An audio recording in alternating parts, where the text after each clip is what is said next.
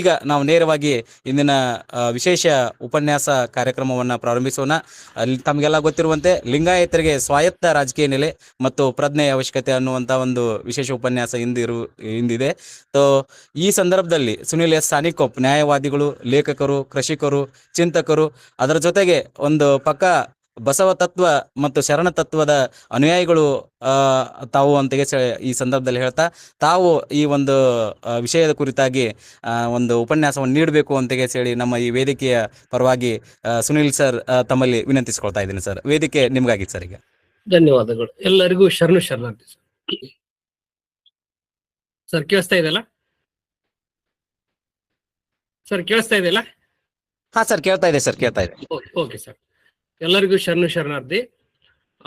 ಲಿಂಗಾಯತರಿಗೆ ಸ್ವಾಯತ್ತ ರಾಜಕೀಯ ನೆಲೆ ಮತ್ತು ಪ್ರಜ್ಞೆ ಅವಶ್ಯಕತೆ ಕುರಿತಾಗಿ ನಾನು ಹೇಳ್ಬೇಕಂತಂದ್ರೆ, ಇತಿಹಾಸದಲ್ಲಿ ನಾವೆಲ್ಲರೂ ನೋಡಿದಂತೆ ಯಾವ ಧರ್ಮ ಅದಕ್ಕೆ ರಾಜಕೀಯದ ಒಂದು ಆಶ್ರಯ ಸಿಗ್ತದೆ, ರಾಜರ ಆಶ್ರಯ ಸಿಗ್ತದೆ, ಅದು ಬೆಳೀತಾ ಹೋಗ್ತದೆ. ಮತ್ತು ಆಶ್ರಯ ತಪ್ಪಿದಾಗ ಅದು ಅವನತಿ ಆಗ್ತದೆ ಅಥವಾ ಅದಕ್ಕೆ ತೊಂದರೆ ಆಗ್ತದೆ ಅಂತ ಹೇಳಿ ನಾವು ಇತಿಹಾಸದಲ್ಲಿ ನೋಡಿದ್ದೇವೆ. ಇದರ ಕುರಿತಾಗಿ ಹೆಚ್ಚಿಗೆ ಹೇಳುವಂತದ್ದೇನು ಅವಶ್ಯಕತೆ ಇಲ್ಲ.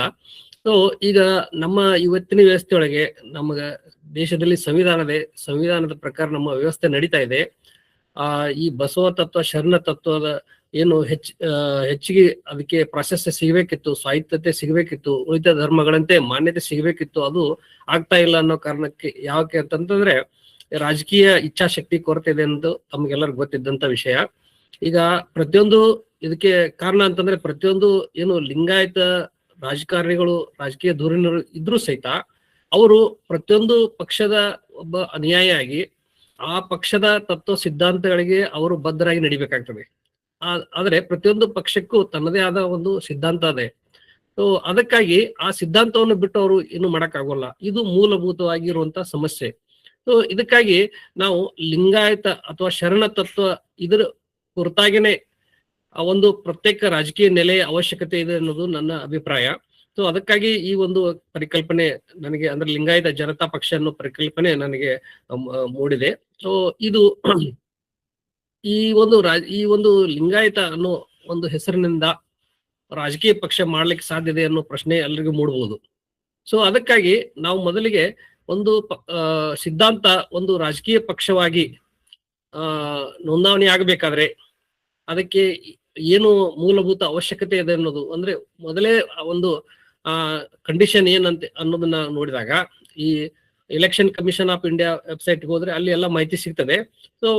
ಪ್ರತಿಯೊಂದು ಮುಖ್ಯವಾಗಿ ಇಲ್ಲಿ ಏನಿದೆ ಅಂದ್ರೆ, ಯಾವುದೇ ಒಂದು ರಾಜಕೀಯ ಪಕ್ಷ ನಮ್ಮ ದೇಶದಲ್ಲಿ ಅದು ನೆಲೆಗೊಳ್ಳಬೇಕಾದ್ರೆ ಅದು ಮೂಲಭೂತವಾಗಿ ಸಂವಿಧಾನದ ಆಶಯಗಳನ್ನ ಅದು ಎತ್ತಿಡಬೇಕಾಗ್ತದೆ. ಅಂದ್ರೆ ಅದರೊಳಗೆ ಮೊದಲನೇದಾಗಿ ಪ್ರಮುಖ ಒಂದು ಪ್ರತಿಜ್ಞೆ ಇರಬೇಕಾಗ್ತದೆ. ಯಾವುದೇ ಒಂದು ಪಕ್ಷ ರಚನೆ ಆಗ್ಬೇಕಂದ್ರೆ, ಸ್ಥಾಪನೆ ಆಗ್ಬೇಕಂದ್ರೆ ಆ ಪಕ್ಷವು ಭಾರತದ ಸಂವಿಧಾನಕ್ಕೆ ಮತ್ತು ಸಮಾಜವಾದ, ಜಾತ್ಯತೀತತೆ ಮತ್ತು ಪ್ರಜಾಪ್ರಭುತ್ವದ ತತ್ವಗಳಿಗೆ ನಿಜವಾದ ನಂಬಿಕೆ ಮತ್ತು ನಿಷ್ಠೆಯನ್ನ ಹೊಂದಿರಬೇಕು ಮತ್ತು ಭಾರತದ ಸಾರ್ವಭೌಮತ್ವ, ಏಕತೆ ಮತ್ತು ಸಮಗ್ರತೆಯನ್ನು ಎತ್ತಿ ಹಿಡಿಬೇಕಂತ ಹೇಳಿ ಹೇಳುವಂತ ಒಂದು ನಿರ್ದಿಷ್ಟ ಷರತ್ತು ಅದರಲ್ಲಿ ಮೊದಲಿರ್ಬೇಕಾಗ್ತದೆ.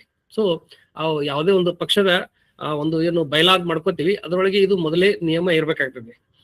ಈ ಒಂದು ನಿಯಮವನ್ನು ಇಟ್ಟುಕೊಂಡು, ಯಾವುದೇ ರೀತಿಯ ಸಿದ್ಧಾಂತಗಳನ್ನ ಇಟ್ಟುಕೊಂಡು ಸಂವಿಧಾನಕ್ಕೆ ಯಾವುದೇ ವಿರೋಧ ಆಗಿರಬಾರ್ದು ಅನ್ನೋ ಒಂದು ಆಶಯವನ್ನ ನೋಡ್ಕೊಂಡು ಪಕ್ಷವನ್ನ ಸ್ಥಾಪನೆ ಮಾಡಬೇಕಾಗ್ತದೆ. ಈಗ ನಾವು ಸಂವಿಧಾನದ ಆಶಯದಲ್ಲಿ ನೋಡಿದಾಗ ಮೂಲಭೂತ ತಮ್ಗೆಲ್ಲರಿಗೂ ಗೊತ್ತಿರುವಂತೆ ಸಂವಿಧಾನದ ಮೂಲ ಆಶಯ ಸ್ವಾತಂತ್ರ್ಯ ಮತ್ತು ಸಮಾನತೆ.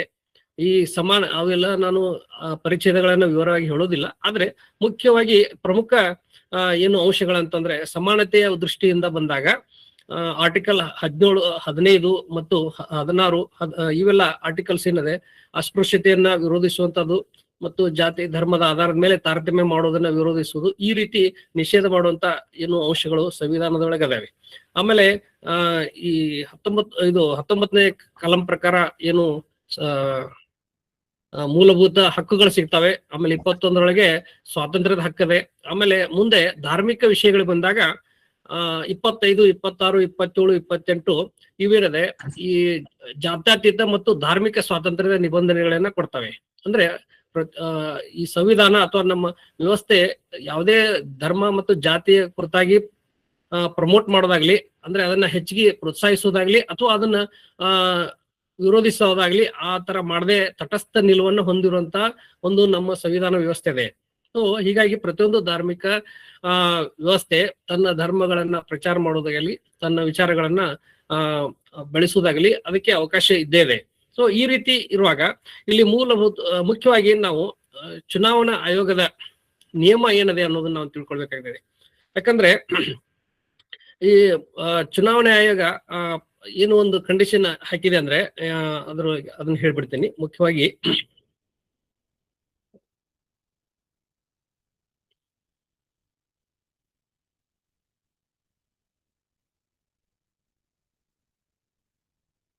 ಈ 2004ರಲ್ಲಿ ಒಂದು ಮಾರ್ಗಸೂಚಿ, 2005ರಲ್ಲಿ ಒಂದು ನೀತಿಯನ್ನ ಮಾಡ್ತಾರೆ. ಅದನ್ನ 2014ರಲ್ಲಿ ಅದರೊಳಗೆ ಮಾರ್ಪಾಡು ಮಾಡ್ಕೊಂಡಿದ್ದಾರೆ. ಅದರ ಪ್ರಕಾರ ಯಾವುದೇ ಧಾರ್ಮಿಕ ಅಥವಾ ಜಾತಿ ಆಧಾರಿತ ಹೆಸರುಗಳೊಂದಿಗೆ ಹೊಸ ಪಕ್ಷಗಳನ್ನ ನೋಂದಾಯಿಸುವುದನ್ನ ನಿಲ್ಲಿಸ್ಬೇಕಂತೇಳಿ ಚುನಾವಣೆ ಆಯೋಗ ತನ್ನ ನೀತಿಯನ್ನ ರೂಪಿಸಿಕೊಂಡಿದೆ. ಸೊ ಅಂದ್ರೆ ಜಾತಿ ಅಥವಾ ಧರ್ಮದ ಆಧಾರದ ಹೆಸರಿನಲ್ಲಿ ನಾವು ರಾಜಕೀಯ ಪಕ್ಷಗಳನ್ನ ಮಾಡಬಾರ್ದು ಅಂತೇಳಿ ಅವರು ನೀತಿಯನ್ನ ರೂಪಿಸಿದ್ದಾರೆ. ಹಾಗಂತೇಳಿ ಹಂಗಂದ್ರೆ ಅದು ಏನು ಸಾಧ್ಯ ಇಲ್ಲ ಅಂತ ಅನ್ನೋ ಪ್ರಶ್ನೆ ಬರ್ಬೋದು. ಆದ್ರೆ ಇದಕ್ಕೆ ಉತ್ತರ ಏನಂತಂದ್ರೆ, ಈಗಾಗಲೇ ಧಾರ್ಮಿಕ ಮತ್ತು ಏನು ಜಾತಿ ಹೆಸರಿನಲ್ಲಿ ಇರುವಂತ ರಾಜಕೀಯ ಪಕ್ಷಗಳ ಮಾಹಿತಿ ಕೊಡ್ಬೇಕಂತಂದ್ರೆ, ಒಂದು ಶಿರೋಮಣಿ ಅಕಾಲಿ ದಳ ಅಂತೇಳಿ ಒಂದು ಪಕ್ಷವೇ, ಆಮೇಲೆ ಇಂಡಿಯನ್ ಮುಸ್ಲಿಂ ಲೀಗ್ ಅಂತದೆ, ಆಮೇಲೆ ತಮಗ್ ಗೊತ್ತಿರುವಂತೆ AIMIM ಅಂತೇಳಿ ಅಂದ್ರೆ ಆಲ್ ಇಂಡಿಯಾ ಮಸ್ಜಿದ್ ಇತಿಹಾದುಲ್ ಮುಸ್ಲಿಮಿನ್ ಅಂತ ಈ ಪಕ್ಷಗಳು ಧಾರ್ಮಿಕ ಹೆಸರಿನಲ್ಲಿನೇ ಪಕ್ಷಗಳದಾವೆ. ಮತ್ತೆ ಇನ್ನೂ ಹೇಳ್ಬೇಕಂತಂದ್ರೆ ಕೆಲವೊಂದು ನೋಂದಾಯಿತ ರಾಜಕೀಯ ಪಕ್ಷಗಳಾದ, ಆದ್ರೆ ಇನ್ನೂ ಮಾನ್ಯತೆ ಸಿಕ್ಕಿಲ್ಲ. ಅಂದ್ರೆ ನೋಂದಾವಣಿ ಮಾಡ್ಕೊಂಡಿದ್ದಾರೆ, ಆದ್ರೆ ಅವಕ್ಕೆ ಮಾನ್ಯತೆ ಯಾವಾಗ ಸಿಗ್ತದೆ ಅಂದ್ರೆ ಕನಿಷ್ಠ ಇಂತಿಷ್ಟು ಸೀಟ್ ಅವ್ರು ಆರಿಸಿ ಬರ್ಬೇಕಾಗುತ್ತೆ, ಅವಾಗ ರಾಜಕೀಯ ಮಾನ್ಯತೆ ಸಿಗ್ತದೆ. ಆ ರೀತಿ ನೋಂದಾಯಿತ ಧಾರ್ಮಿಕ ಪಕ್ಷಗಳಂತಂದ್ರೆ ಅಖಿಲ ಭಾರತ ಹಿಂದೂ ಮಹಾಸಭಾ ಮತ್ತು ಭಾರತೀಯ ಅಲ್ಪಸಂಖ್ಯಾತರ ಸುರಕ್ಷಾ ಮಹಾಸಂಘ ಅಂತೇಳಿ ಈ ರೀತಿ ಈ ಪ್ರತ್ಯಕ್ಷವಾಗಿ ಅಂದ್ರೆ ನೇರವಾಗಿ ಧಾರ್ಮಿಕ ಒಂದು ಅರ್ಥವನ್ನ ಕೊಡುವಂತ ಧಾರ್ಮಿಕ ಹೆಸರನ್ನ ಇಟ್ಟುಕೊಂಡಂತ ಪಕ್ಷಗಳು ಈ ದೇಶದಲ್ಲಿ ಅದಾವೆ, ಅವು ರಚನೆ ಆಗಿವೆ ಮತ್ತು ಅವು ನಡೀತಾ ಇದ್ದಾವೆ ಅನ್ನೋದನ್ನ ನಾವು ತಿಳ್ಕೊಳ್ಬೇಕಾಗಿದೆ. ಅದರ ಜೊತೆಗೆ ಪರೋಕ್ಷವಾದಂತ ಧಾರ್ಮಿಕ ಪಕ್ಷಗಳಂತಂದ್ರೆ ಉದಾಹರಣೆಗೆ ಬಿಜೆಪಿ ಮತ್ತು ಶಿವಸೇನೆ ಅಂತ ಹೇಳ್ಬೋದು. ಹಿಂದುತ್ವದ ಐಡಿಯಾಲಜಿ ಮೇಲೆ ಇರುವಂತ ಪಕ್ಷಗಳು ನೇರವಾಗಿ ಇಲ್ಲಂದ್ರು ಪರೋಕ್ಷವಾಗಿ ಅದನ್ನ ಅವರು ನಡೆಸ್ಕೊಂಡು ಬರ್ತಾ ಇದ್ದಾರೆ. ಸೊ ಈ ರೀತಿ ಇದನ್ನ ಇರುವಾಗ ನಾವು ಇಲ್ಲಿ ಕಾನೂನು ಏನ್ ಹೇಳ್ತಿದೆ ಈ ಕುರಿತಾಗಿ, ಯಾಕಂತಂದ್ರೆ ಸಂವಿಧಾನ ಹೇಳಿದ್ ಏನನ್ನೋದನ್ನ ಹೇಳಿದೆ, ಆಮೇಲೆ ಚುನಾವಣೆ ಆಯೋಗ ಹೇಳುವಂತ ಕಂಡೀಷನ್ ಏನನ್ನೋದು ಹೇಳಿದೆ. ಅದಕ್ಕೆ ಈ ಕುರಿತಾಗಿ ಕೋರ್ಟ್ ನೊಳಗೆ ಪ್ರಕರಣ ಆಗಿವೆ. ಆ ಪ್ರಕರಣಗಳನ್ನ ತಮಗೆ ಮನವರಿಕೆ ಮಾಡಿದ್ರೆ ತಿಳಿಸಿದ್ರೆ ಹೆಚ್ಚಿಗೆ ಇದು ಮನವರಿಕೆ ಆಗ್ತದೆ ಅಂತ ಅನ್ಕೋತೀನಿ. ಸೊ ಅದಕ್ಕಾಗಿ ಒಂದು ಪ್ರಕರಣ ಅಶ್ವಿನ್ ಕುಮಾರ್ ಉಪಾಧ್ಯಾಯ ವರ್ಸಸ್ ಭಾರತ ಚುನಾವಣಾ ಆಯೋಗ ಅಂತೇಳಿ ಈ ಪ್ರಕರಣ ಇನ್ನೂ ಜಾರಿಯಲ್ಲಿದೆ, ಅಂದ್ರೆ ಇನ್ನೂ ಮುಗಿದಿಲ್ಲ ಈ ಪ್ರಕರಣ. ಇದರೊಳಗೆ ದೆಹಲಿ ಹೈಕೋರ್ಟ್ ಮುಂದೆ ಇರುವಂತ ಪ್ರಕರಣ. ಇದರೊಳಗೆ ಜಾತಿ, ಧರ್ಮ, ಜನಾಂಗ ಮತ್ತು ಭಾಷಾ ಅರ್ಥಗಳನ್ನು ಹೊಂದಿರುವ ಹೆಸರುಗಳು ಮತ್ತು ತ್ರಿವರ್ಣ ಧ್ವಜಗಳನ್ನು ಹೋಲುವ ಧ್ವಜಗಳನ್ನು ಹೊಂದಿರುವ ರಾಜಕೀಯ ಪಕ್ಷಗಳ ನೋಂದಣಿಯನ್ನು ರದ್ದುಗೊಳಿಸುವಂತೆ ಈ ಪ್ರಕರಣದಲ್ಲಿ ಕೇಳಲಾಗಿತ್ತು. ಅಂದ್ರೆ ಅಶ್ವಿನಿ ಉಪಾಧ್ಯಾಯ ಅವರು ಕೇಳಿದ್ರು. ಅಂದ್ರೆ ಮುಖ್ಯವಾಗಿ AIMIM ಏನ್ ಪಕ್ಷ ಇದೆ ಆ ಕುರಿತಾಗಿ ಅಥವಾ ಯಾವುದೇ ರೀತಿ ಧಾರ್ಮಿಕ ಹಿನ್ನೆಲೆ ಹೇಳುವಂತ ಪಕ್ಷಗಳನ್ನ ಇವರು ನೋಂದಣಿ ರದ್ದು ಮಾಡ್ಬೇಕಂತ ಕೇಳಿದ್ರು. ಆದ್ರೆ ಇಲ್ಲಿ ಈ ತರ ಪ್ರಶ್ನೆಗಳನ್ನ ಸಂಸತ್ತು ನಿರ್ಧರಿಸಬೇಕಾಗ್ತದೆ, ಅದು ನ್ಯಾಯಾಂಗದ ವ್ಯಾಪ್ತಿಯಲ್ಲಿ ಬರುವುದಿಲ್ಲ ಅಂತೇಳಿ ದೆಹಲಿ ಹೈಕೋರ್ಟ್ ಹೇಳಿದೆ. ಅಂದ್ರೆ ಇದನ್ನ ಪಾರ್ಲಿಮೆಂಟ್ ಅಂದ್ರೆ ಕಾನೂನು ಮೂಲಕ ಶಾಸನ ಮೂಲಕ ಮಾಡಕ್, ಅದು ಸಂವಿಧಾನದೊಳಗೆ ಆ ನಿಯಮ ಇರ್ಬೇಕಾಗ್ತದೆ. ಸೊ ಅಂದಾಗ ಇದು ಮಾಡಕ್ ಸಾಧ್ಯತೆ ಅನ್ನೋದನ್ನ, ಇದು ಕೋರ್ಟ್ ತೀರ್ಮಾನ ಮಾಡಕ್ ಬರೋದನ್ನ ಹೈಕೋರ್ಟ್ ಹೇಳಿದೆ. ಇದು ಒಂದು. ಆಮೇಲೆ ಇನ್ನೊಂದು ಇದೇ ರೀತಿ ಪ್ರಕರಣ ಇದೆ, ಮದ್ರಾಸ್ ಹೈಕೋರ್ಟ್ ತೀರ್ಮಾನ ಇದೆ, ದೇಶೀಯ ದೈವಿಕ ಮುರ್ಪೊಕ್ಕು ಕಳಂಗಂ ವರ್ಸಸ್ ಭಾರತ ಚುನಾವಣಾ ಆಯೋಗ ಅಂತೇಳಿ ಇದು ಒಂದು ಪ್ರಕರಣ ಇದೆ. ಆಮೇಲೆ ಇನ್ನೊಂದು ಪ್ರಕರಣ, ಧಾರ್ಮಿಕ ಹೆಸರುಗಳನ್ನ ಹೊಂದಿರುವ ರಾಜಕೀಯ ಪಕ್ಷಗಳ ನೋಂದಣಿಯನ್ನು ತಡೆಯಲು ಯಾವುದೇ ಅಧಿಕಾರವಿಲ್ಲ, ಚುನಾವಣಾ ಆಯೋಗ ಸುಪ್ರೀಂ ಕೋರ್ಟ್ಗೆ ತಿಳಿಸಿದೆ. ಇದು ಸೈಯದ್ ವಸೀಂ ರಿಜ್ವಿ ವರ್ಸಸ್ ಭಾರತ ಚುನಾವಣಾ ಆಯೋಗ ಅಂತೇಳಿ. ಅಂದ್ರೆ ಇದು 2021ರಲ್ಲಿ ಇದಂತ ಪ್ರಕರಣ. ಅಂದ್ರೆ ಇದು ಲೇಟೆಸ್ಟ್ ಆಗಿ, ಅಂದ್ರೆ ಅವರು ನಿಯಮ 2005ರಲ್ಲಿ ಮಾಡ್ಕೊಂಡು ಅದನ್ನ 2015ರಲ್ಲಿ ತಂದ್ರು ಸಹಿತ ಈ 2021 ಪ್ರಕರಣದಲ್ಲಿ ಅವ್ರು ಏನ್ ಹೇಳಿದ್ದಾರೆ ಅಂತಂದ್ರೆ, ಆ ಚುನಾವಣೆ ಆಗಿದ್ದಾರೆ, ಕೋರ್ಟ್ ಹೇಳಿದ್ದಾರೆ, ಸುಪ್ರೀಂ ಕೋರ್ಟ್ಗೆ, ಧಾರ್ಮಿಕ ಹೆಸರುಗಳನ್ನು ಹೊಂದಿರುವ ರಾಜಕೀಯ ಪಕ್ಷಗಳ ನೋಂದಣಿಯನ್ನು ತಡೆಯಲು ಯಾವುದೇ ಅಧಿಕಾರವಿಲ್ಲ ಅಂತ ಅವರೇ ಹೇಳಿದ್ದಾರೆ. ಸೊ ಕೋರ್ಟ್ಗೆ ಅವರೇ ಬರೆದು ಹಾಕಿಬಿಟ್ಟಾರೆ, ನಮ್ಗೆ ಅಧಿಕಾರ ಇಲ್ಲ ಅಂತ, ರಾಜಕೀಯ ಪಕ್ಷಗಳು ಧಾರ್ಮಿಕ ಹೆಸರಿನಲ್ಲಿ ನೋಂದಣಿ ಆಗೋದನ್ನ ತಡೆಯಕ್ಕೆ ಅಧಿಕಾರ ತಮಗಿಲ್ಲ ಅಂತ ಅವರೇ ಹೇಳಿಬಿಟ್ಟಿದ್ದಾರೆ. ಇನ್ನೊಂದು ಮುಖ್ಯವಾಗಿ ಈಗಾಗಲೇ ಹೇಳಿದಂತೆ AIMIM ಪಕ್ಷ ಏನು ಅಸಾದುದ್ದೀನ್ ಓವೈಸಿ ಅವರ ಪಕ್ಷ, ಅದರ ಕುರಿತಾಗಿ ತಿರುಪತಿ ನರಸಿಂಹ ಮುರಾರಿ ವಿರುದ್ಧ ಭಾರತ ಒಕ್ಕೂಟ ರಿಟ್ ಅರ್ಜಿ 9420/2018 ಇದು ದೆಹಲಿ ಹೈಕೋರ್ಟ್ ನಲ್ಲಿ ಆದಂತ ಪ್ರಕರಣ. ಇದು AIMIM ರಾಜಕೀಯ ಪಕ್ಷವು ಇಸ್ಲಾಂ ಧರ್ಮದ ಪ್ರಚಾರ ಮತ್ತು ಶರಿಯಾ ಕಾನೂನಿನ ಬಗ್ಗೆ ಅರಿವು ಮೂಡಿಸುವ ಕುರಿತ ದೇಶಗಳನ್ನು ಹೊಂದಿದೆ. ಸೊ ನಾನು ಅದು ಬಯಲಾನು ಎಲ್ಲಾ ತೆಗೆದು ನೋಡಿದ್ದೀನಿ. ಅದರೊಳಗೆ ಮೇಲಿಗೆ ಆರಂಭದಲ್ಲಿ ಈ ರೀತಿ ಏನು ಸಂವಿಧಾನದ ಏನು ಆಶಯಗಳನ್ನ ಅದು ಮೊದಲು ಮೆನ್ಷನ್ ಮಾಡ್ತಾರೆ, ಅಂದ್ರೆ ಏನು ಚುನಾವಣೆ ಆಯೋಗದಲ್ಲಿ ನೋಂದಣಿ ಆಗ್ಬೇಕಾದ್ರೆ ಏನ್ ಕಂಡೀಷನ್ ಇದೆ ಅದನ್ನ ಮಾಡ್ತಾರೆ. ಅದ್ರ ಕೆಳಗೆ ಅವರು ತಮ್ಮ ಆಶಯಗಳನ್ನ ಅವರು ವ್ಯಕ್ತಪಡಿಸಿದ್ದಾರೆ. ಏನಂತಂದ್ರೆ, ಇಸ್ಲಾಂ ಧರ್ಮದ ಪ್ರಚಾರ ಮತ್ತು ಶರಿಯಾ ಕಾನೂನಿನ ಬಗ್ಗೆ ಸಮಾಜದಲ್ಲಿ, ತಮ್ಮ ಸಮಾಜದಲ್ಲಿ ಜಾಗೃತಿ ಅರಿವು ಮೂಡಿಸುವಂತದ್ದು.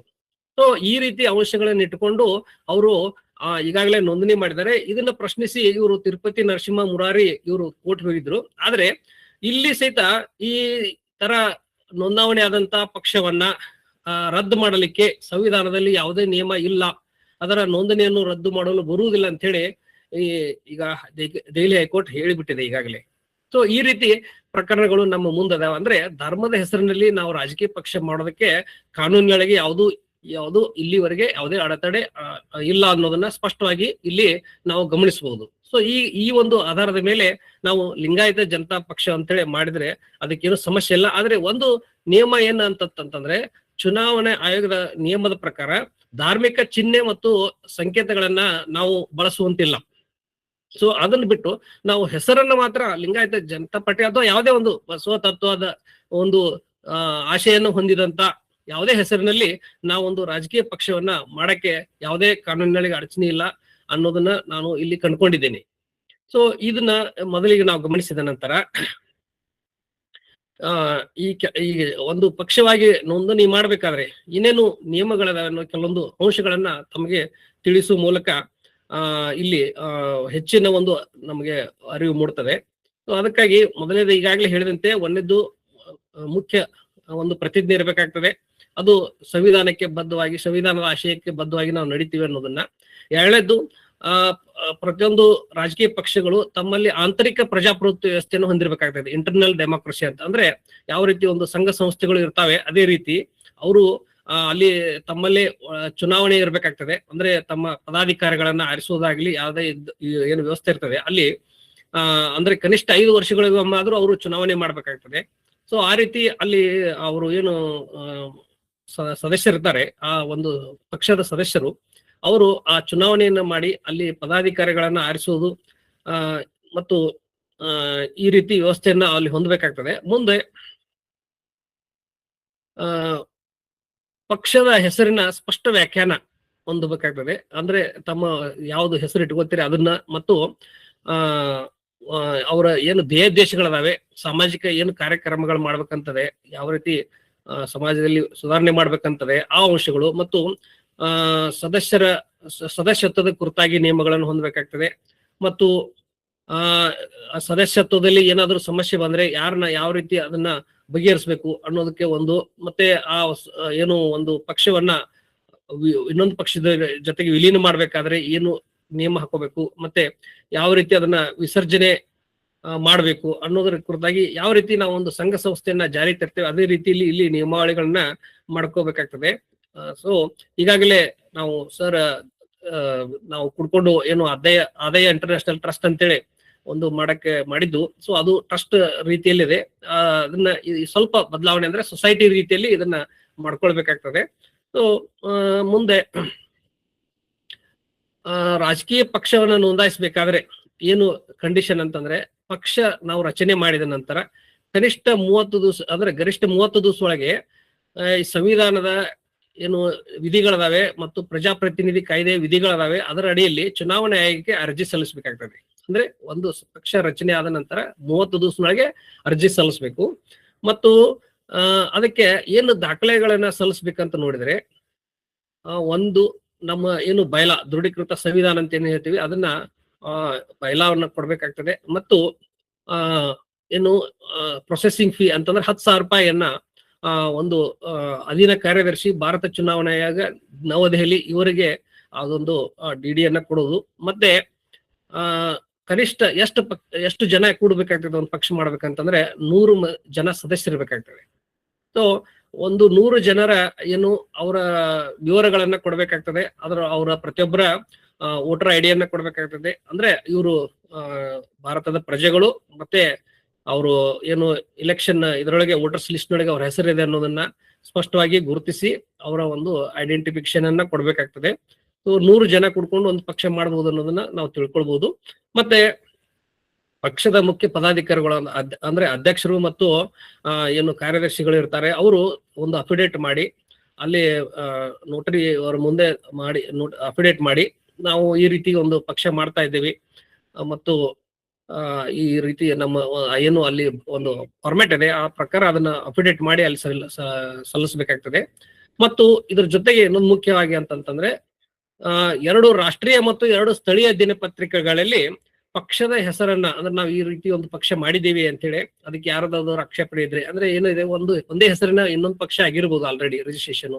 ಸೊ ಅದಕ್ಕಾಗಿ ಅಥವಾ ಅವರ ಒಂದು ಚುನಾವಣೆ ಚಿಹ್ನೆ ಅಥವಾ ಏನು ಆ ಪಕ್ಷದ ಚಿಹ್ನೆ ಇವುಗಳ ಕುರಿತಾಗಿ ತಗಾದೆ ಬರಬಾರ್ದು ಅಂತೇಳಿ ಒಂದು ಸಾರ್ವಜನಿಕ ನೋಟಿಸ್ ಅನ್ನ ಹೊರಡಿಸ್ಬೇಕಾಗ್ತದೆ. ಅಂದ್ರೆ 30 ದಿವಸದೊಳಗೆ ಏನಾದ್ರು ಇದಕ್ಕೆ ಆಕ್ಷೇಪಣೆ ಇದ್ರೆ ಸಲ್ಲಿಸಿ ಅಂತೇಳಿ ಸಾರ್ವಜನಿಕ ನೋಟಿಸ್ ಅನ್ನ ಅಂದ್ರೆ 2 national news paper 2 local news paper ಅಲ್ಲಿ ಕೊಡ್ಬೇಕಾಗ್ತದೆ. ಅದರ ಪ್ರತಿಯನ್ನು ಸಹಿತ ಈ ಒಂದು ಏನು ಅರ್ಜಿ ಸಲ್ಲಿಸ್ತೇವೆ ಅದನ್ನು ಅಲ್ಲಿ ಅದ್ರ ಲಗತ್ತಿಸಿ ಕೊಡಬೇಕಾಗ್ತದೆ. ಮತ್ತೆ ಇದಕ್ಕಾಗಿ ನಾನು ಹೇಳ್ಬೇಕಂತಂದ್ರೆ ತಮಗೆಲ್ಲ ಗೊತ್ತಿದ್ದ ವಿಷಯನೇ, ಜೈನ, ಬೌದ್ಧ, ಸಿಖ್ ಧರ್ಮ ಗತೆ ರೀತಿಯಲ್ಲಿ ಲಿಂಗಾಯತವು ಒಂದು ಸ್ವತಂತ್ರ ಧರ್ಮ. ಅವ್ರಿಗೂ ಏನು ಸ್ಥಾನಮಾನ ಯಾವ ರೀತಿ ಸಂವಿಧಾನದಲ್ಲಿ ಕೊಡ್ಮಾಡಲಾಗಿದೆ, ಅವ್ರಿಗೆ ಅವರು ಯಾವ ರೀತಿ ತೆಗೆದುಕೊಂಡಿದ್ದಾರೆ ಅದೇ ರೀತಿ ನಾವು ಮಾಡ್ಬೇಕು ಅನ್ನೋದು ನಂದು ಒಂದು ವಿಚಾರ. ಮತ್ತು ಈ ಏನು ಇದಕ್ಕಾಗಿ ನಾವು ಈ ಸನಾತನ ಅಥವಾ ವೈದಿಕ ಅಥವಾ ಈ ಹಿಂದುತ್ವ ಏನಿದೆ ಅವುಗಳನ್ನ ನಾವು ಜೈನ, ಬೌದ್ಧ, ಸಿಖ್ಖರ ರೀತಿಯಲ್ಲಿ ನಾವು ಏನು ನೇರವಾಗಿ ಅತಿಯಾಗಿ ಅವರನ್ನ ವಿರೋಧಿಸೋದಾಗ್ಲಿ ಏನು ಮಾಡೋದಾಗ್ಲಿ ನಮ್ಮ ವಿಚಾರಗಳನ್ನ ನಮ್ಮ ಚಿಂತನೆಗಳನ್ನ ಮುಂದಿಟ್ಟುಕೊಂಡು ನಮ್ಮ ಧರ್ಮದ ಮಾನ್ಯತೆಯನ್ನ ಪಡಿಬೇಕು ಅನ್ನೋದೊಂದು ವಿಚಾರ. ಯಾಕಂದ್ರೆ ಇಲ್ಲಿ ಏನಾಗ್ತಾ ಇದೆ, ಕೆಲವೊಂದು ಕಡೆ ನೋಡ್ತಾ ಇದ್ದೀವಿ ನಾವು ಲಿಂಗಾಯತ ಅಂತ ಹೇಳಿ ನಾವು ನಮ್ಮದ ಪ್ರಕಾರವಾಗಿ ಅಥವಾ ಪ್ರಬಲವಾಗಿ ಮಂಡಿಸಕ್ ಹೋಗಿ ನಾವು ಯಾವುದೇ ಒಂದು ಬೇರೆ ಉದಾಹರಣೆಗೆ ಇಸ್ಲಾಂ ಅಥವಾ ಯಾವುದೇ ಧರ್ಮದ ಜೊತೆಗೆ ನಾವು ಸಮೀಕರಣ ಮಾಡ್ಕೊಂತ ಕೆಲವು ಕಡೆ ಆಗ್ತಾ ಇದೆ. ಅದು ನಮಗೆ ಬಹಳಷ್ಟು ಅಪಾಯಕಾರಿ ಮತ್ತು ನಮ್ಮ ಚಿಂತನೆಗಳಿಗೆ ಅಥವಾ ಇದು ನಮ್ಮ ವಿಚಾರಗಳಿಗೆ ಅದು ಬಹಳಷ್ಟು ಹೊಡೆತ ಕೊಡೋ ಸಾಧ್ಯತೆ ಇದೆ.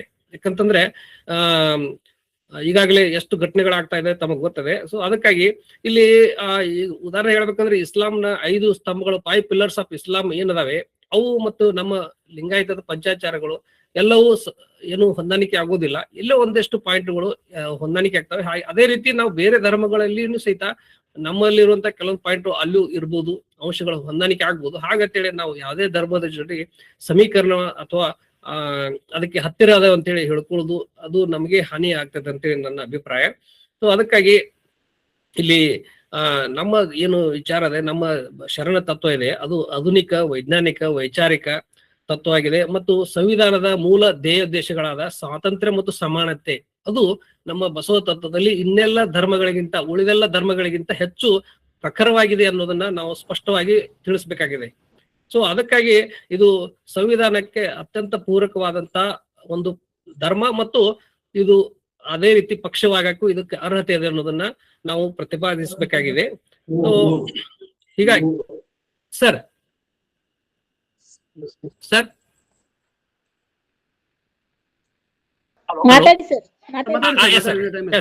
ಸೊ ಹೀಗಾಗಿ ಇಲ್ಲಿ ಇದು ನಾವು ಲಿಂಗಾಯತ ಅಂತ ಹೆಸರು ಇಟ್ಟುಕೊಂಡ್ರು ಸಹಿತ ಇದು ನಾವೊಂದು ಜಾತಿಯ ಧರ್ಮ ಅಲ್ಲ ಅನ್ನೋದು ನಾವು ತಿಳಿಸುವಂತ ಸಾಧ್ಯತೆ ನಮ್ಗೆ ಸಾಮರ್ಥ್ಯ ನಮಗಿದೆ, ಅವಕಾಶ ನಮಗಿದೆ. ಯಾಕಂತಂದ್ರೆ ಇದು ಜಾತಿ ಧರ್ಮಗಳನ್ನ ಮೀರಿ ಅದು ಸಮಾನತೆಯ ಸ್ಥಾಪಿಸುವಂತನೇ ಹುಟ್ಟಿದಂತ ಧರ್ಮ ಇದು. ಸೊ ಹೀಗಾಗಿ ಇಲ್ಲಿ ಇದು ಉಳಿದೆಲ್ಲ ವಿಚಾರಗಳಿಗಿಂತ ಉಳಿದೆಲ್ಲ ಧರ್ಮಗಳಿಗಿಂತ ಇಲ್ಲಿ ಅಥವಾ ಉಳಿದೆಲ್ಲ ಪಕ್ಷಗಳಿಗಿಂತ ಇಲ್ಲಿ ಇದು ಲಿಂಗಾಯತ ಅನ್ನೋ ಹೆಸರಿನಲ್ಲಿ ನಾವು ಇದು ಪಕ್ಷವನ್ನ ಮಾಡಿದರೆ ಅದು ಜಾತ್ಯತೀತ ಧರ್ಮಾತೀತ ಪಕ್ಷವಾಗಿ ಉಳಿತಿದೆ ಅನ್ನೋದು ನನ್ನ ಒಂದು ಅಭಿಪ್ರಾಯ.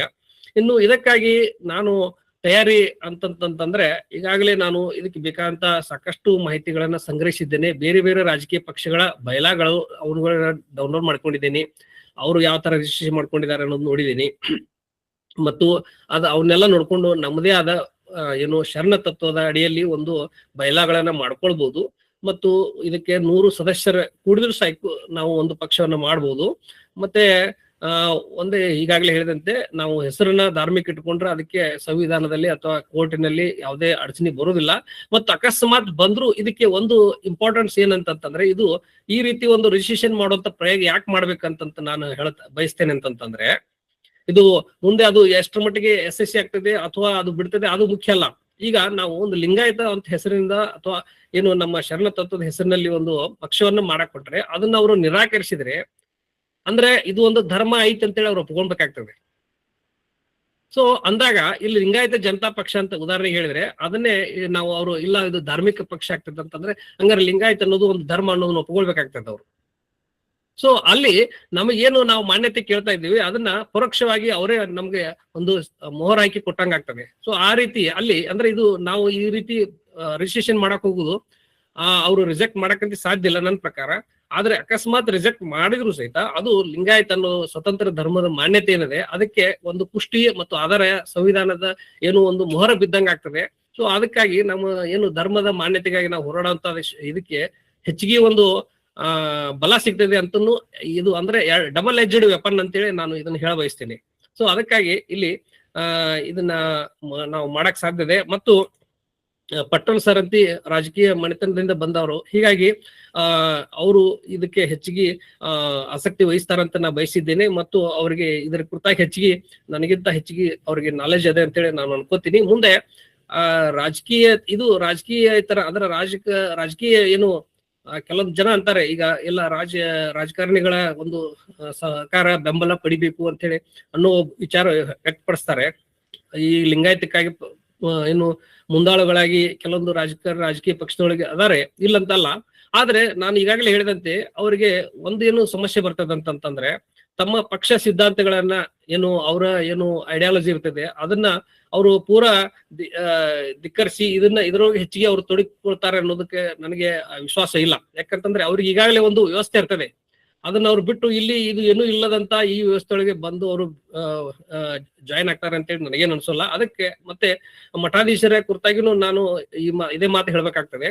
ಸೊ ಅದಕ್ಕಾಗಿ ಇವರು ಅಲ್ಲದೇನೇನೆ ರಾಜಕೀಯ ಧುರೀಣರು ಮತ್ತು ಮಠಾಧೀಶರು ಇವರನ್ನ ಬಿಟ್ಟು ಸಾಮಾನ್ಯ ಏನು ಜನ ಅದೇವಿ, ಶರಣರದೇವಿ, ಅವರೆಲ್ಲ ಕುಡ್ಕೊಂಡು ಅಥವಾ ಸಂಘಟನೆಗಳೇನದಾವೆ ರಾಜ್ಯದ ತುಂಬಾ ಸಾಕಷ್ಟು ಸಂಘಟನೆಗಳಿದಾವೆ, ಎಲ್ಲರೂ ಕುಡ್ಕೊಂಡು ಈ ಒಂದು ಇಚ್ಛಾಶಕ್ತಿಯನ್ನ ವ್ಯಕ್ತಪಡಿಸಿ ಇದೊಂದು ಪ್ರಾಯೋಗಿಕವಂತ ಆದ್ರೂ ಸಹಿತ ಮಾಡಿದ್ರೆ ಇದು ಬಹಳಷ್ಟು ಒಂದು ಪರಿಣಾಮ ಸಮಾಜದಲ್ಲಿ ಗಂಭೀರವಾದಂತ ಪರಿಣಾಮ ಮೂಡ್ತದೆ. ಮತ್ತೆ ಎಲ್ಲಕ್ಕಿಂತ ಮುಖ್ಯವಾಗಿ ಲಿಂಗಾಯತ ಸಮಾಜವನ್ನ ಒಟ್ಟುಗೂಡ್ಸಾಕಿ ಇದೊಂದು ದಾರಿ ಆಗ್ತದೆ.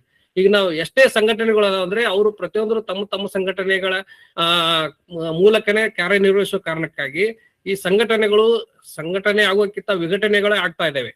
ಮತ್ತೆ ಈ ರಾಜಕೀಯ ಪಕ್ಷಗಳು ಸಹಿತ ಎಲ್ಲಾ ರಾಜಕೀಯ ಪಕ್ಷದಲ್ಲಿ ಎಲ್ಲಾ ಪಕ್ಷದಲ್ಲಿ ಲಿಂಗಾಯತರಿದ್ರು ಸಹಿತ ಪ್ರತಿಯೊಬ್ರು ಪರಸ್ಪರ ಬಡದಾಡ್ಕೋತಾ ಇರ್ತಾರೆ. ಆದ್ರೆ ಲಿಂಗಾಯತ ಅಂತೇಳಿ ಹೆಸರಿನಲ್ಲೇ ಬ್ಯಾನರ್ನೊಳಗೆ ನಾವು ಹೋಗ್ಬಿಟ್ರೆ ಎಲ್ಲರೂ ಆಟೋಮೆಟಿಕ್ ಆಗಿ ಇಡೀ ಲಿಂಗಾಯತ ಸಮಾಜವನ್ನು ಒಂದುಗೂಡಿಸಕ್ ಸಾಧ್ಯತೆ. ಮತ್ತು ಇದು ಇವನ್ ಉಪಜಾತಿಗಳು ಸಹಿತ ಒಂದಾಗಕ್ಕೆ ಇದಕ್ಕೂ ಅವಕಾಶ ಆಗ್ತದೆ. ಒಂದೇ ಒಂದು ಹೆಸರಿನಲ್ಲಿ ಎಲ್ಲರೂ ಸೇರ್ಕೊಳಕ್ ಒಂದು ದಾರಿ ಆಗ್ತದೆ. ಮತ್ತು ಇದು ಮುಂದೆ ಲಿಂಗಾಯತ ಸಮಾಜಕ್ಕೆ ಹೆಚ್ಚಿನ ಮಾನ್ಯತೆಯನ್ನು ಪಡೆಯೋದಕ್ಕೆ ಮತ್ತೆ ಹೆಚ್ಚಿನ ಪ್ರಾಶಸ್ತ್ಯ ತೆಗೆದುಕೊಳ್ಳಕ್ಕೆ ನಾವು ಈಗ ಲಿಂಗಾಯತಕ್ಕೆ ನಮ್ಗೆ ಮಾನ್ಯತೆ ಕೊಡಿ ಅಂತ ನಾವು ಇನ್ನೊಬ್ಬರ ಕಡೆ ನಾವು ಹೋರಾಟ ಅಥವಾ ಬೇಡಿಕೆ ಅಥವಾ ಮನವಿ ಅಥವಾ ಏನು ಕೈ ಒಡ್ಡೋ ಪ್ರಶ್ನೆ ನಾವು ಇಟ್ಕೊಳ್ಳೋಕ್ಕಿಂತ ನಾವೇ ಲಿಂಗಾಯತ ಸಮಾಜವೇ ರಾಜಕೀಯದಲ್ಲಿದ್ರೆ ಲಿಂಗಾಯತದ ಹೆಸರಿನಲ್ಲೇ ಇದ್ದಾಗ ಸಹಜವಾಗಿ ಲಿಂಗಾಯತಕ್ಕೆ ಹೆಚ್ಚಿಗೆ ಪ್ರಾಶಸ್ತ್ಯ ಎಲ್ಲರೂ ಕೊಡ್ಲೇಬೇಕಾಗ್ತದೆ. ಅದನ್ನ ಯಾರು ಕೇಳುವಂತ ಅವಶ್ಯನೇ ಬರಲ್ಲ, ನಾವಾಗೆ ಎಲ್ಲರೂ ಮಾಡ್ಬೋದು ಅನ್ನೋದನ್ನ ಇದು ಏನು ಅಸಾಧ್ಯವಲ್ಲದ ಕೆಲಸ ಅಂತೇಳಿ ನಾನು ಹೇಳ್ತೇನೆ. ಅಂದ್ರೆ ಸಾಧ್ಯತೆ. ಮತ್ತೆ ಇದ್ರ ಮೂಲಕ ಈ ಲಿಂಗಾಯತ ಧರ್ಮವನ್ನ ಅಂದ್ರೆ ಇದ್ರ ಉದ್ದೇಶ ಏನಂದ್ರೆ ಲಿಂಗಾಯತ ತತ್ವ ಶರಣ ತತ್ವವನ್ನು ಉಳಿಸುವುದು, ಬೆಳೆಸುವುದು ಮತ್ತು ಶರಣರ ಅಸ್ಮಿತೆಯನ್ನ ಅಂದ್ರೆ ಈಗಾಗಲೇ ಕೆಲವೊಂದು ಕಡೆ ನೋಡಿದೆವು ಶರಣರ ಏನು ಸ್ಮಾರಕಗಳದಾವೆ. ಆ ಆ, ಏನು ಹಲವಾರು ಐತಿಹಾಸಿಕ ಸ್ಥಳಗಳದಾವೆ. ಅವುಗಳ ಸಹಿತ ಎಲ್ಲಿ ಕಣ್ಮರೆಯಾಗ ಹೋಗ್ತಾ ಇದ್ದಾವೆ. ಅವಕ್ಕೆ ಹೆಚ್ಚಿನ ಒಂದು ರಕ್ಷಣೆ ಇಲ್ಲ, ಅವಕ್ಕೆ ಏನು ಮಾನ್ಯತೆ ಇಲ್ಲ. ಈ ರೀತಿ ಆಗೋದಕ್ಕೆ ಇದನ್ನೆಲ್ಲ ನಾವು ತಡೆ ಹಿಡಿಬಹುದು. ಮತ್ತೆ ಶರಣ ಸಂಸ್ಕೃತಿಯನ್ನ ಎಲ್ಲ ಕಡೆ ಬೆಳೆಸೋದಾಗ್ಲಿ ಮತ್ತು ಒಟ್ಟಾರೆಯಾಗಿ ನಮ್ಮ ಸಮುದಾಯವನ್ನ ಬೆಳೆಸೋದು, ಈ ಮೂಲಕ ಈ ಶರಣ ತತ್ವದ ಮೂಲಕ ವಿಶ್ವ ಕಲ್ಯಾಣದ ಚಿಂತನೆಯು ಇದರೊಳಗಡೆ ಅಡಕವಾಗಿರೋದ್ರಿಂದ ಇದನ್ನ ನಾವು ಯಶಸ್ವಿಯಾಗಿ ಜಾರಿಗೆ ತರಬಹುದು. ಒಂದು ಏನು ಪ್ರಾಮಾಣಿಕ ಇಚ್ಛಾಶಕ್ತಿಯುಳ್ಳ ಮನಸ್ಸುಗಳು ಇಲ್ಲಿ ಕೂಡಬೇಕು, ಅದೇ ಮುಖ್ಯ. ಮತ್ತು ಇದು ನಾವು ಈಗ ಏನು ಮೀಟ್ ಮಾಡಿದೇವಿ, ಈ ಗೂಗಲ್ ಮೀಟ್ ಮೀರಿ, ಈ ಸಾಮಾಜಿಕ ಮಾಧ್ಯಮ ಸೋಷಿಯಲ್ ಮೀಡಿಯಾಗಳನ್ನ ಮೀರಿ ನಾವು ಇದನ್ನ ವಾಸ್ತವಿಕವಾಗಿ ಜಾರಿಗೆ ತಂದ್ರೆ ಮಾತ್ರ ಇದು ಅರ್ಥ ಕಾಣ್ತದೆ. ಯಾಕಂತಂದ್ರೆ ಈಗಾಗಲೇ ನೋಡಿದೆವು ನಾವು, ಕಾಕ್ರೋಚ್ ಅಂತ ಪಾರ್ಟಿ ಬಂತು, ಅದು ಸೋಷಿಯಲ್ ಮೀಡಿಯಾದ ಹೈಪ್ ಆಗಿ ಯಾವ ತರ ಆಯ್ತು ಅನ್ನೋದನ್ನ. ಸೊ ಆ ರೀತಿ ನಾವು ಆಗ್ಬಾರ್ದು. ಇದನ್ನು ಗಟ್ಟಿಯಾಗಿ ಇದನ್ನ ನೆಲೆಗೊಳ್ಳುವಂತ ಕೆಲಸ ಆಗ್ಬೇಕು. ಅಂದಾಗ ಅದು ಇದು ಏನು ಈ ಒಂದು ವಿಚಾರಕ್ಕೆ ಬೆಲೆ ಬರ್ತದೆ. ಇದು ಒಟ್ಟಾರೆಯಾಗಿ ರಾಜಕೀಯ, ಧಾರ್ಮಿಕ, ಸಾಮಾಜಿಕ ಚಳವಳಿ ಆಗ್ಬೇಕು. ಮತ್ತು ಈ ರೀತಿ ಸಾಧ್ಯತೆ ಇಲ್ಲ ಅಂತ ಅನ್ನೋ ಅಭಿಪ್ರಾಯ ಬಂದ್ರೆ ಅದಕ್ಕೆ ನಾನು ಉತ್ತರ ಏನ್ ಕೊಡ್ತೀನಿ ಅಂತಂದ್ರೆ, ಕಾರ್ಲ್ ಮಾರ್ಕ್ಸ್ ಅವರು ತೀರ್ಕೊಂಡಾಗ ಅವರ ಅಂತ್ಯಕ್ರಿಯೆಗೆ ಕೇವಲ 4 ಜನ ಇದ್ರಂತೆ. ಆದ್ರೆ ಅವರ ತೀರಿ ಹೋದ ನಂತರ ಹಲವಾರು ವರ್ಷಗಳ ನಂತರ ಏನು ಪ್ರಿಂಟಿಂಗ್ ಮೆಷಿನ್ ಬಂದು, ಪ್ರಿಂಟಿಂಗ್ ಪ್ರೆಸ್ ಬಂತು, ಅದರ ಮೂಲಕ ಅವ್ರ ವಿಚಾರಗಳು ಎಲ್ಲ ಕಡೆ ಪ್ರಿಂಟ್ ಆಗಿ ಪಬ್ಲಿಷ್ ಆಗಿ ಎಲ್ಲ ಕಡೆ ಬೆಳೆದು ಅದು ಇವತ್ತು ಚೀನಾ, ರಷ್ಯಾ ಇಂತ ದೇಶಗಳನ್ನ ಆಳ್ತಾ ಇದೆ. ಅಂದ್ರೆ ಅದು ಒಂದು ಅಂದ್ರೆ ವಿಚಾರಗಳಿಗೆ, ಚಿಂತನೆಗಳಿಗೆ ಸಾವಿಲ್ಲ. ಅದು ಯಾವ ರೀತಿ ಮತ್ತೆ ಈ 12ನೇ ಶತಮಾನದ ಚಿಂತನೆಗಳು ಇವತ್ತು ನಾವು ಮಾತಾಡ್ತಾ ಇದ್ದೇವೆ ಅಂತಂದ್ರೆ ಅವಕ್ಕೆ ಸಾವಿಲ್ಲ. ಅದು ಒಂದೇನು ಈಗ ನಮಗೆ ಕೊರತೆ ಇರೋದಂತಂದ್ರೆ ರಾಜಕೀಯ ನೆಲೆಯ ಕೊರತೆ ಇದೆ. ಅದನ್ನ ನಾವು ಬೇರೆಯವ್ರನ್ನ ಕೇಳಿ ಅದನ್ನ ಪಡೆಯೋದಕ್ಕಿಂತ ಅದನ್ನ ನಾವು ಸಮಾಜವೇ ಎಲ್ಲರೂ ಕುಡ್ಕೊಂಡು ಇದಕ್ಕೆ ಒಂದು ರಾಜಕೀಯ ನೆಲೆಯನ್ನ ಕೊಡುವಂತ ಕಾರ್ಯ ಆಗ್ಬೇಕು ಅಂತೇಳಿ ನನ್ನ ಒಂದು ಅಭಿಪ್ರಾಯವನ್ನು ವ್ಯಕ್ತಪಡಿಸುತ್ತಾ ನನಗೆ ಮಾತನಾಡಕ್ಕೆ ಅವಕಾಶ ಕೊಟ್ಟಂತ ತಮ್ಮೆಲ್ಲ ಶರಣರಿಗೂ ಶರಣಾರ್ಥಿಗಳು.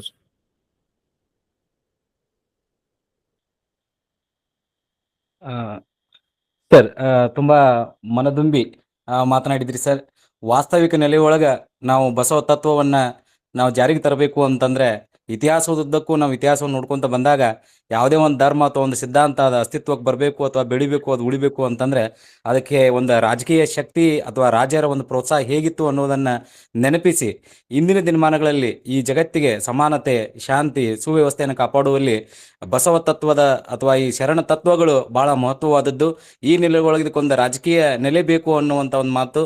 ಅದಕ್ಕೆ ಸಂಬಂಧಪಟ್ಟಂಗೆ ಸಂವಿಧಾನದ ನಿಯಮಬದ್ಧವಾಗಿ ನಾವು ಹೇಗೆ ಬಸವ ತತ್ವವನ್ನ ಇಲ್ಲಿ ಅಥವಾ ಶರಣ ತತ್ವವನ್ನ ರಾಜಕೀಯಕ್ಕೆ ತರೋದಕ್ಕೆ ಏನೇನು ಸಾಧ್ಯತೆಗಳದಾವ, ಆ ನಿಟ್ಟಿನೊಳಗೆ ನಮ್ಮ ಮನಸ್ಸುಗಳು ಹೇಗಿರಬೇಕು ಅನ್ನುವಂಥ ಮಾತುಗಳನ್ನ ನಿಮ್ಮದೇ ಆದಂಥ ಒಂದು ಭಾಷೆ ಅದನ್ನ ಬಹಳ ಕಟ್ಟುನಿಟ್ಟಾಗಿ ಅಥವಾ ಒಂದು ಬಹಳ ಖಡಕ್ಕಾಗಿನೇ ತಾವು ಹೇಳಿದ್ರಿ ಸರ್.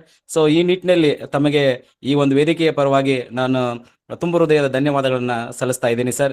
ಯಾಕಂದ್ರೆ ಬಸವ ತತ್ವ ಈ ಸಂವಿಧಾನವನ್ನು ಬರೆದಿರುವಂಥ ಅಂಬೇಡ್ಕರ್ ಅವರಿಗೆ ಬಸವ ತತ್ವದ ಪರಿಚಯ ಇತ್ತಿಲ್ಲೋ ಗೊತ್ತಿಲ್ಲ, ಆದರೆ ಸಂವಿಧಾನದೊಳಗಿರುವಂಥ ಎಲ್ಲಾ ವಿಚಾರಗಳನ್ನ 12ನೇ ಶತಮಾನದೊಳಗೆ ಬಸವಣ್ಣವರು ಹೇಳಿದ್ದಾರೆ. ಸೊ ಅಂತಹ ಒಂದು ವಿಚಾರಧಾರೆಗಳು ಇವತ್ತು ನೀವು ಹೇಳಿದ ಇನ್ನೊಂದು ಮಾತು ಹೇಳಿದ್ರಿ ಸರ್, ಈ ತತ್ವಗಳು ಅಥವಾ ಚಿಂತನೆಗಳು ಜಗತ್ತನ್ನು ಆಳ್ತಾವಂತ ಹೇಳಿ ಅದಕ್ಕೆ ಕಾಲ್ ಮಾರ್ಕ್ಸ್ ಈ ಸಂದರ್ಭದೊಳಗೆ ನೆನಪು ಮಾಡ್ಕೊಂಡ್ರಿ.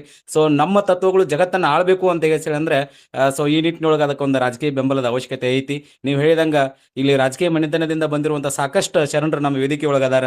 ಅವ್ರ ಪ್ರಯತ್ನ ಮತ್ತು ನಿಮ್ಮ ಒಂದು ಮಾರ್ಗದರ್ಶನ ನಮಗಿರ್ಲಿ ಅನ್ನುವಂಥ ಮಾತನ್ನ ಈ ಸಂದರ್ಭದಲ್ಲಿ ಹೇಳ್ತಾ ಮಗದೊಮ್ಮೆ ತಮಗೆ ಅಭಿಮಾನಪೂರ್ವಕವಾಗಿರುವಂಥ ಈ ಒಂದು ಧನ್ಯವಾದಗಳನ್ನ ಈ ಸಂದರ್ಭದಲ್ಲಿ ಸಲ್ಲಿಸ್ತಾ ಇದ್ದೇನೆ ಸರ್ ತಮಗೆ.